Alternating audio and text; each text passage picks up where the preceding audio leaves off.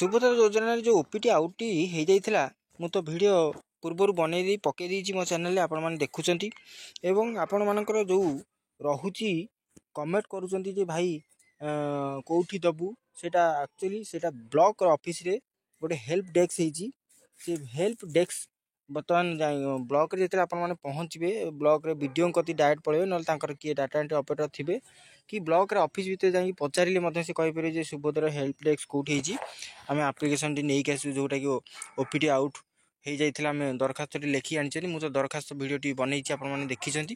ଆଉ ଦେଖିଲା ପରେ ଆପଣମାନଙ୍କର ପ୍ରଶ୍ନ ରହୁଛି ଯେ ଯଦି ବି ବ୍ଲକ ଯାଉଛନ୍ତି, ବ୍ଲକରେ ଆପଣମାନେ ଦେଇପାରିବେ। ଆଉ ଯଦି ପୋର୍ଟାଲ ମାଧ୍ୟମରେ କରିବାକୁ ଚାହୁଁଛନ୍ତି, ଆପଣମାନଙ୍କର ପ୍ରଶ୍ନ ଆସୁଛି ଯେ ମୋର ଭିଡ଼ିଓ ମାଧ୍ୟମରେ ଆସୁଛି ଯେ ଭାଇ କେମିତି ଆମେ PDF ବନେଇବୁ। PDF ଆମେ ଜାଣିପାରୁନୁ PDFଟି କ'ଣ, ତ ସିଧା ଭାବରେ ମୁଁ କହି ରଖୁଛି କେମିତି PDFଟି ବନେଇବେ।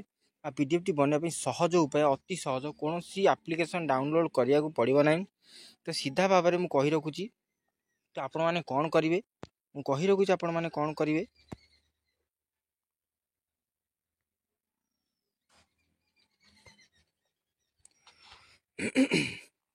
ତ କ'ଣ କରିବେ, ସିଧା ଭାବରେ ଯେତେବେଳେ ଗୋଟେ ସେ ଆପ୍ଲିକେସନଟି ସାଧା କାଗଜରେ ଲେଖିବେ, ସାଧା କାଗଜରେ ଲେଖି ସାରିଲା ପରେ ତାର ଗୋଟେ ଫଟୋ ନେବେ, କ୍ଲିଅର ଫଟୋ, ଏବଂ ସିଧା ଭାବରେ ନେବେ।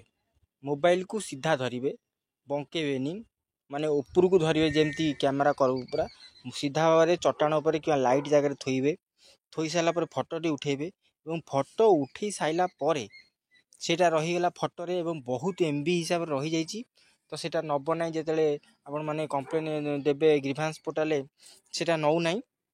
ତ ସେଥିପାଇଁ ମୁଁ କହି ରଖୁଛି, ଗୋଟେ ପୋର୍ଟାଲ ଅଛି, ସାଇଟ୍ ଅଛି, ସେ ସାଇଟ୍ଟି ଗୁଗୁଲରେ ସର୍ଚ୍ଚ, ଗୁଗୁଲ ପଳାଇ ଆସିବ, ଆପଣମାନଙ୍କର ଗୁଗୁଲ ଥିବ, ଉପରେ ଥିବ କି ଗୁଗୁଲ କ୍ରୋମ୍ରେ ହେଉ, ଯେଉଁଠି ନାହିଁ ସେଠି କରିବେ। ସେଠି ସର୍ଚ୍ଚ କରିବେ ଯେ ଫଟୋ ଟୁ PDF। କ'ଣ ଲେଖିବେ ନା ଫଟୋ ଟୁ, ମୋର ପ୍ରଥମରେ ଏଇଠି ପଳାଇ ଆସୁଛି, ଆପଣମାନେ ଦେଖୁଥିବେ ଏଇଠି ପଳାଇ ଆସୁଛି ଫଟୋ ଟୁ PDF, ବୁଝିପାରିଲେ ନା। ଏଇ ଯେଉଁ ଏଇଠି ଆଉଛି, ଏଇଗୁଟାକୁ ଆପଣମାନେ କ୍ଲିକ୍ କରିବେ, ଯେଉଁଟାକି ଆପଣମାନଙ୍କର କ'ଣ ହେବ ନା ଯେଉଁ ପୋର୍ଟାଲଟି ଖୋଲିବ, ଏଠି ପ୍ରଥମ ପୋର୍ଟାଲ ଯାହା ଆସୁଛି ଦେଖିପାରୁଥିବେ, ଆଇ ଲଭ୍ PDF। ଏଇଟା ହେଉଛି ବେଷ୍ଟ ପୋର୍ଟାଲ, ଏଇଟା ହେଉଛି ବେଷ୍ଟ ପୋର୍ଟାଲ, ଯେଉଁଟାକି ଫଟୋ ଟୁ PDF। ଆପଣମାନେ ଯେକୌଣସି PDF କରିବେ, କମ୍ପ୍ରେସ୍ କରିବେ, ଯେଉଁଟାକି ବଡ଼ ଯଦି ହେଇଯାଇଥିବ ଆପଣମାନଙ୍କର 1 MB ଭିତରେ ସେ ଦେଇଛି, ଯଦି 1 MB ଠାରୁ କମ୍ ବି ହେଇପାରିବ, ଏଠି କମ୍ପ୍ରେସ୍ ବି କରିପାରିବେ। ମୁଁ ସେଇଟା ବି କହି ରଖୁଛି। ତ ଏଇଠି ପ୍ରଥମେ ରହିଲା ଆପଣମାନେ କେମିତି PDF କରିବେ। ଦେଖନ୍ତୁ ମୁଁ କହିଦେଉଛି, ଏଇ ଆଇ ଲଭ୍ PDFକୁ କ୍ଲିକ୍ କରିବେ। କ୍ଲିକ୍ କଲା ପରେ ସେ ଗୋଟେ ରିଡାଇରେକ୍ଟ କରିବ ତାର ହୋମ୍ ପେଜ୍କୁ। ଏଇଠି ଦେଖନ୍ତୁ, ଏଇଠି ଦେଇଛି ଯେଉଁ ଏଇଠି ଦେଇ ସିଲେକ୍ଟ ଜେପିଇଜି ବା ଇମେଜ୍, ଯେଉଁଟା ଆମେ ଫଟୋ ଉଠେଇଛେ ସେଇ ଫଟୋଟିକୁ ଏଇଠି କ'ଣ କରିବା ନା ଯେତେବେଳେ ଏଇଠି କ୍ଲିକ୍ କରିବା, ଏଇଠି ଯେତେବେଳେ ଆମେ କ୍ଲିକ୍ କରିବା ସେ ନେଇଯିବ ଆଉ ଗୋଟେ ଯେଉଁଠିକି ଫଟୋଟି ଆମର ଅଛି। ଦେଖନ୍ତୁ ମୁଁ କ୍ଲିକ୍ କରୁଛି ଏବେ, ଏଇଠି ବର୍ତ୍ତମାନ ଫଟୋ ଅଛି। ମୁଁ ଯେଉଁ ଫଟୋଟି ଆମର ନେଇଥିବି, ଦେଖନ୍ତୁ ଏଇ ଗୋଟେ ଧର ମୁଁ ଏଇ ଇମେଜ୍ଟି ନେଲି। ଏଇ ଇମେଜ୍ଟି ନେଲା ପରେ ଏଠି ଦେଇଛି, ବର୍ତ୍ତମାନ ଇମେଜ୍ ପଳାଇ ଆସିଲା।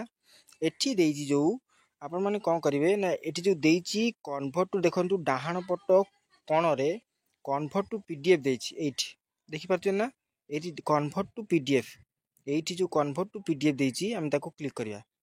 କ୍ଲିକ୍ କଲା ପରେ ସେ ଟିକେ ପ୍ରୋସେସିଂ ସମୟ ନେବ ଏବଂ ସମୟ ନେଲା ପରେ ବର୍ତ୍ତମାନ ଫାଇନାଲି ଆପଣମାନଙ୍କର PDFଟି ହେଇଯାଇଛି, ଡାଉନଲୋଡ଼ ବି ମଧ୍ୟ ହେଇଯାଇଛି। ଦେଖନ୍ତୁ ଯେତେବେଳେ କରିସାରିବେ, ସେ ହେଇସାରିଲା ପରେ ସେ ଅଟୋମେଟିକ୍ ସେ କ'ଣ କରିବ ଡାଉନଲୋଡ଼ ହୋଇଯିବ।